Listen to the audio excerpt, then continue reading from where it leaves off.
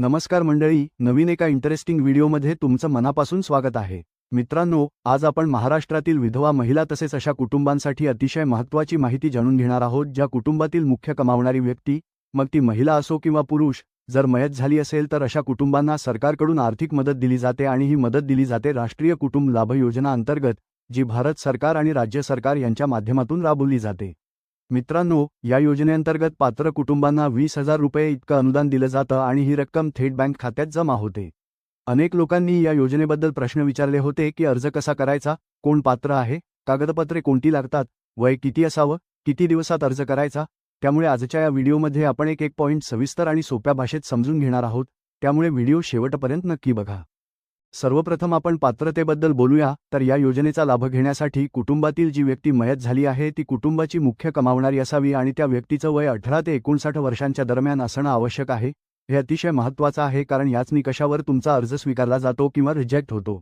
आता पुढचा मुद्दा म्हणजे अर्ज कोण करू शकतो, तर पती, पत्नी, प्रौढ मुलगा किंवा मुलगी यापैकी कोणीही अर्ज करू शकतो। म्हणजे जर कुटुंबातील कमावणारा व्यक्ती मृत पावला असेल तर त्यानंतर जो सदस्य कुटुंब सांभाळतो तो या योजनेसाठी अर्ज करू शकतो। आता आपण कुटुंबाच्या आर्थिक स्थितीबद्दल बोलूया, तर या योजनेसाठी कुटुंब हे दारिद्र्य रेषेखालील म्हणजेच BPL कार्ड असणं आवश्यक आहे।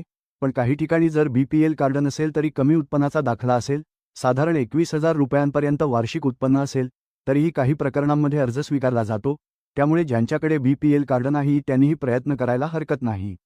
आता मित्रांनो, आपण थेट अर्ज फॉर्म समजून घेऊया, कारण इथेच जास्त लोक चुकतात। तुम्ही जो फॉर्म पाहत आहात त्यामध्ये सर्वप्रथम अर्जदाराचा तपशील हा भाग आहे। इथे तुम्हाला तुमचा आधार क्रमांक, पूर्ण नाव, लिंग, जन्मतारीख, व्यवसाय आणि पूर्ण पत्ता भरायचा आहे। पत्ता भरताना घर नंबर, इमारतीचे नाव, रस्ता आणि पिनकोड ही माहिती अचूक असणे खूप महत्त्वाचे आहे। यानंतर मोबाईल नंबर आणि ईमेल ID टाकायचा आहे। मित्रांनो, इथे एक टीप, जो नंबर ॲक्टिव्ह आहे तोच टाका, कारण पुढील माहिती त्यावर येऊ शकते। आता पुढचा भाग आहे कुटुंबाचा तपशील। इथे मृत व्यक्तीचा पूर्ण तपशील भरायचा आहे, नाव, लिंग, मृत्यूसमयी वय, मृत्यूची तारीख आणि मृत्यूचे कारण। इथे एक चूक अनेकजण करतात, डेथ सर्टिफिकेटमध्ये जे आहे तेच लिहा, काहीही बदल करू नका। यानंतर अर्जदाराचे त्या व्यक्तीशी नाते लिहायचे आहे, जसे पत्नी, मुलगा, मुलगी। आणि एक महत्त्वाचा प्रश्न आहे, अर्जदार हा आता कुटुंब प्रमुख आहे का? इथे योग्य पर्याय निवडणे खूप महत्त्वाचे आहे। यानंतर जात आणि BPL संबंधित माहिती भरायची आहे। जर तुम्ही दारिद्र्य रेषेखालील असाल तर BPL कार्ड क्रमांक आणि ते जारी झाल्याचे वर्ष टाकणे आवश्यक आहे। वार्षिक उत्पन्न सुद्धा नमूद करावे लागते।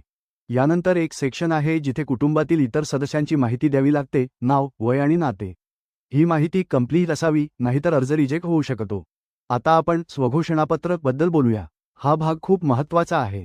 इथे तुम्ही दिलेली सर्व माहिती खरी असल्याचे डिक्लेअर करता। चुकीची माहिती दिल्यास कायदेशीर कारवाई होऊ शकते, त्यामुळे हा भाग खूप सिरियसली घ्या।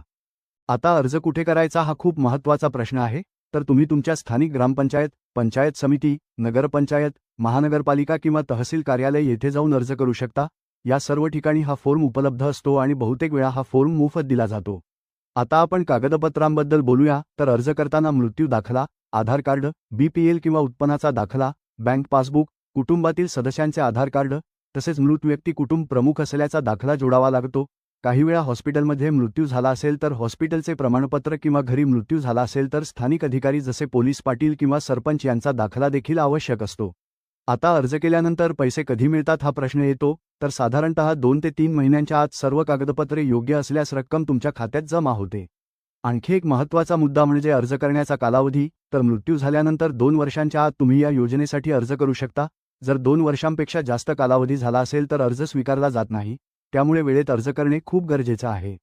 मित्रांनो, अनेक वेळा माहिती नसल्यामुळे लोक या योजनेचा लाभ घेऊ शकत नाहीत, त्यामुळे जर तुम्ही स्वतः पात्र नसाल तरीही ही माहिती तुमच्या ओळखीतील गरजू लोकांपर्यंत नक्की पोहोचवा। मी या व्हिडिओमध्ये सर्व महत्त्वाचे पॉइंट कव्हर करण्याचा प्रयत्न केला आहे, तरीही काही शंका असल्यास कमेंटमध्ये जरूर विचारा, मी नक्की उत्तर देईन। आणि मित्रांनो, हा व्हिडिओ उपयोगी वाटला असेल तर लाईक करा, शेअर करा आणि आपल्या चॅनेलला सबस्क्राईब करायला विसरू नका। धन्यवाद।